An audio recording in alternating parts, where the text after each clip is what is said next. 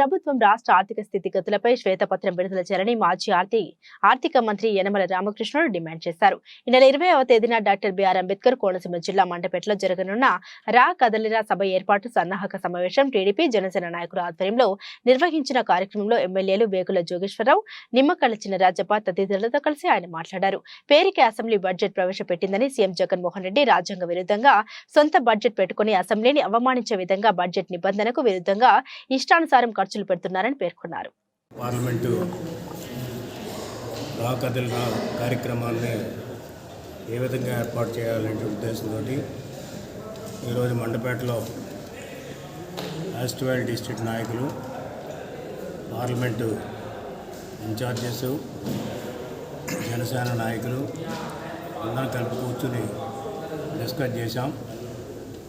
ఇంతకుముందు జరిగినటువంటి మీటింగ్ల కంటే మండపేట మీటింగు రా కదలిరా ఇంకా బ్రహ్మాండంగా జరగాలనేటువంటి రీతిలో మేమందరం కూడా చర్చించుకోవడం జరిగింది.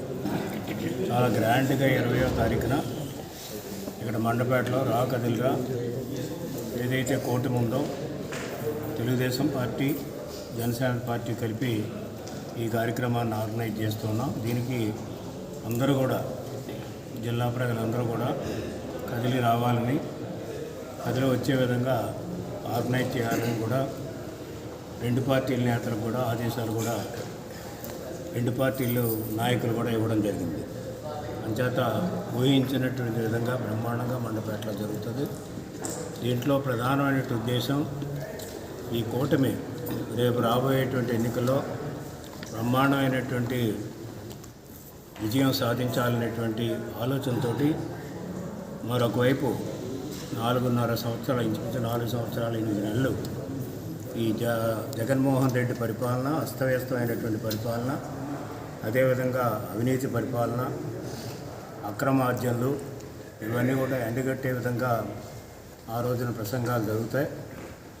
దాంట్లో అందరూ కూడా పవన్ కళ్యాణ్ గారు రాకపోయినప్పుడు కూడా ఆయన సంబంధించినటువంటి నాయకులందరూ కూడా ఆ రోజున హాజరవుతారు.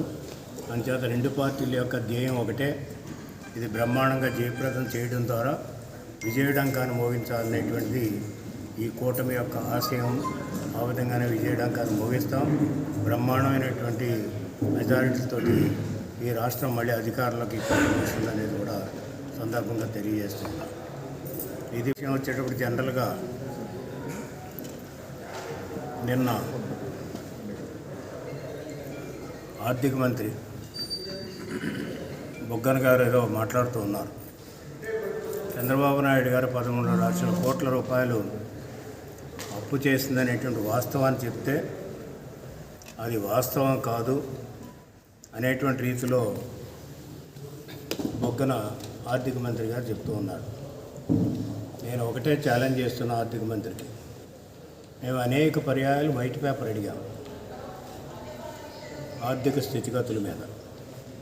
ఈ 4.5 సంవత్సరాల్లో మీరు ఏం చేశారు, మీరు ఎన్ని అప్పులు చేశారు, దేనికి ఇన్ఫ్రాస్ట్రక్చర్ ఖర్చు పెట్టారు, దేనికి వెల్ఫేర్ ఖర్చు పెట్టారు, ఈ తెచ్చినటువంటి అప్పులన్నీ ఎక్కడికి పోయాయి, మీరు ఎంత వడ్డీలు చెల్లిస్తున్నారు, ఇవన్నీ కూడా పూర్తి వివరాలు. అంటే బడ్జెట్ పేరుకే అసెంబ్లీ పాస్ చేసింది కానీ, కౌన్సిల్ పాస్ చేసింది కానీ, బడ్జెట్ ప్రక్కన పెట్టి జగన్మోహన్ రెడ్డి సొంత బడ్జెట్ని పెట్టుకున్నాడు. ఇది వయలేషన్ ఆఫ్ ది కాన్స్టిట్యూషన్. ఎంచేతంటే బడ్జెట్ అసెంబ్లీ పాస్ చేస్తుంది, అంచేత అసెంబ్లీని అవమానించే విధంగా వీళ్ళు ఆ బడ్జెట్ ఖర్చులు చూపిస్తున్నారు. బడ్జెట్లో పెట్టినటువంటి ఖర్చులు కాకుండా వీళ్ళు సొంతంగా ఎవరికి తోచిన విధంగా వాళ్ళు ఖర్చు పెట్టారు, అన్ని డిపార్ట్మెంట్లు కూడా. అందుచేత రాష్ట్రం ఆర్థిక పరిస్థితులు అధోగతి పాలైంది. ఈ అధోగతి పాలైంది కాబట్టే ఈనాడు అప్పులు 13 లక్షల కోట్ల రూపాయలు అప్పులు చేశారనేది మా నాయకుడు చెబుతూ ఉన్నారు.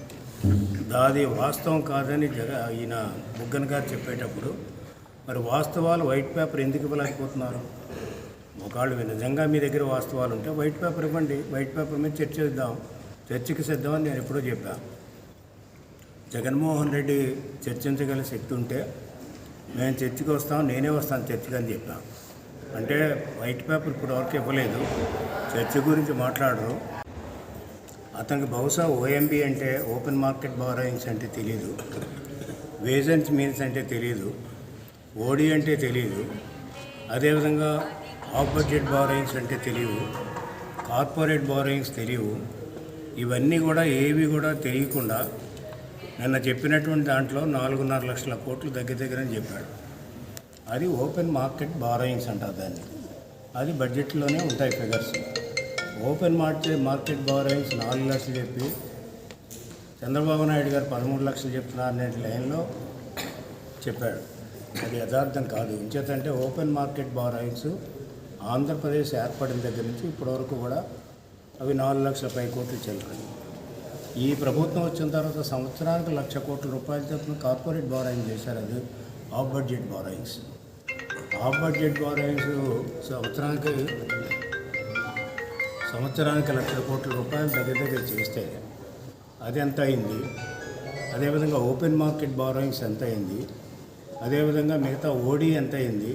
ఓడి దాదాపు చూస్తే ఇంచుమించు ఎవ్రీ ఆల్టర్నేటివ్ డే ఓడీకి వెళ్తున్నారు వీళ్ళు గత 3 సంవత్సరాల నుంచి కూడా. అదేవిధంగా గత ఈ ప్రభుత్వం వచ్చిన దగ్గర నుంచి కూడా ఆఫ్ బడ్జెట్ బారోయింగ్స్ ప్రతి సంవత్సరం 1 లక్ష కోట్ల యావరేజ్ మీద చేస్తున్నారు. అదేవిధంగా వేజ్ అండ్ మీన్స్ అనేటువంటి చేబదులు, ఆ చేబదులు కూడా చూస్తే ప్రతి సంవత్సరం ఇంచుమించు 1 లక్ష కోట్ల పైన చేబదులు చేస్తున్నారు. అది కూడా దీంట్లోకి వస్తుంది. ఇవి కాకుండా ఇవన్నీ కూడా లెక్క పెడితే ఈ జగన్మోహన్ రెడ్డి టర్మ్ అయిపోయేటప్పటికి దాదాపు 13 లక్షల కోట్ల రూపాయలు అవుతుందనేటువంటిది మా నాయకుడు చెప్తే అది వాస్తవం కాదంటారు. వాస్తవం ఏంటో చెప్పండి మీరు. వైట్ పేపర్ రిలీజ్ చేసి ప్రజలు కూడా తెలుసుకుంటారు. దాని మీద డిస్కస్ చేద్దాం. అంచేత ఇవన్నీ కూడా కలిపితే ఈనాడు 13 లక్షల కోట్ల రూపాయలు మనం 20-30కి చెల్లించాలి. ప్రిన్సిపల్ అమౌంట్ కానీ అదేవిధంగా ఇంట్రెస్ట్ అమౌంట్ కానీ 20 వరకే మనకి మారిటోరియంస్ ఉన్నాయి, చెల్లించేటువంటి పరిస్థితి ఉంది. 20-30కి చెల్లించాలంటే ఇంకా 6 సంవత్సరాలు ఉంటుంది. రేపు తెలుగుదేశం ప్రభుత్వం వచ్చేటప్పుడు 6 సంవత్సరాలు ఉంటుంది. ఈ కూటమి ప్రభుత్వంలో 6 సంవత్సరాల్లో ఈ 13 లక్షల కోట్ల రూపాయలు తీర్చాలంటే ఏ విధంగా తీర్చగలరు అనేటువంటిది మేము అడుగుతూ ఉన్నాం. అంటే ఇంత భారాన్ని వేశారు. ఇంకొకటి కూడా చెప్పారు మా నాయకులు, 2,50,000 రూపాయలు ఒక్కొక్క వ్యక్తి మీద భారం వేశారు ఈ అప్పులు చేసి. సొంత అప్పులు కాకుండా మళ్ళీ ప్రభుత్వం కూడా 2,50,000 రూపాయలు భారం వేశారు. అంటే అందుకనే రైతు చనిపోతున్నాడు అప్పుల భారంతో, మహిళలు చనిపోతున్నారు, అదేవిధంగా విద్యార్థులు నిరుద్యోగ యువత చనిపోతున్నారు. ఇవన్నీ కూడా చూసిన తర్వాత పవన్ కళ్యాణ్ గారు, చంద్రబాబు నాయుడు గారు తప్పలేదు. ఏకమైన తర్వాత ఏం చేయాలనే దాని మీద కూడా మేనిఫెస్టో తయారు చేస్తున్నాం. దాంట్లో కూడా మొదటి సిట్టింగ్లోనే మేనిఫెస్టోలో 6 ఇష్యూస్ ఆల్రెడీ మా మేనిఫెస్టోలో ఇచ్చాం. అదేవిధంగా ఇంకొక 4 ఇష్యూస్ జనసేన తరఫున ఇచ్చారు. ఆ 4, 6 కలిపి 10 ఇష్యూస్ను మేనిఫెస్టోలో పెట్టుకోవడం జరిగింది ప్రస్తుతానికి. ఇంకా డీటెయిల్ మేనిఫెస్టో వర్కౌట్ చేస్తున్నారు అందరూ కూడా. ఆ వర్కౌట్ చేస్తున్నారు చెప్తాం. తెలుగుదేశం జనసేన కూటమి యొక్క ప్రధాన ధ్యేయం రాష్ట్రం బాగుపడాలి, యువతకు ఉద్యోగాలు రావాలి, యువతకు సంపాదించేటువంటి శక్తి రావాలి, కెపాసిటీ బిల్డింగ్ చేస్తున్నాము. అదేవిధంగా ఆ విధంగా శక్తి వస్తే ప్రతి ఒక్కరికి కూడా ఏ లోటు లేకుండా చేయాలి. అదేవిధంగా మనకి ఉద్యోగాలే కాదు, ఉద్యోగాలు దాదాపు దాంట్లో చెప్పాం 20 లక్షల మంది ఉద్యోగాలు. అదేవిధంగా నిరుద్యోగ సమస్య పరిష్కారం చేయడం ఒకటి. అదేవిధంగా యువత అందరికీ కూడా వాళ్ళకి కావాల్సినటువంటి సెల్ఫ్ ఎంప్లాయ్మెంట్ పథకం కింద వాళ్ళకి ఆర్థికపరమైనటువంటి సహాయం చేసి పూర్తిగా వాళ్ళు స్వతంత్రంగా నిలదొక్కునే విధంగా కార్యక్రమాలు చేయాలని ఇవన్నీ చూస్తున్నాం. ఇవన్నీ చూసిన తర్వాత జగన్మోహన్ రెడ్డికి బెంబేలెత్తుతుంది. బెంబేలెత్తి ఈనాడు బలహీన వర్గాలకి రాజకీయంగా చాలా అన్యాయం చేయాలనేటువంటి రీతిలో ఆయన తలపెట్టాడు. అంచేత ఎస్సీ, ఎస్టీ, బీసీ వేళ కూడా చూసాం. పార్సాద్ ఒక మంచి నాయకుడు వాళ్ళ పార్టీలో కృష్ణా జిల్లా. అతన్ని కూడా పక్కన తప్పించారు. బీసీలు తప్పించారు, ఎస్సీలు తప్పించారు, ఎస్టీలు తప్పించారు. ఏమి రెడ్లను ఎందుకు తప్పించట్లేదు? రెడ్లకి ఎందుకు అంతా రెడ్లందరూ కూడా శుభ్రంగా రాష్ట్రానికి దోచిపెట్టాడు. మొత్తం అంతా కూడా తను దోచుకున్నాడు. తన అనుయాయులు ఎవరైతే ఉన్నారో, హెంచ్మెన్ ఎవరైతే ఉన్నారో వాళ్ళందరికీ కూడా దోచిపెట్టాడు. కానీ ఈ జగన్మోహన్ రెడ్డి ప్రభుత్వంలో నష్టపోయింది బలహీన వర్గాలు నష్టపోయారు. రేపు ఈ బలహీన వర్గాలకు ఆర్థికంగా, సామాజికంగా, రాజకీయంగా న్యాయం చేయాలనేటిది కూటమి యొక్క లక్ష్యం. ఓకే.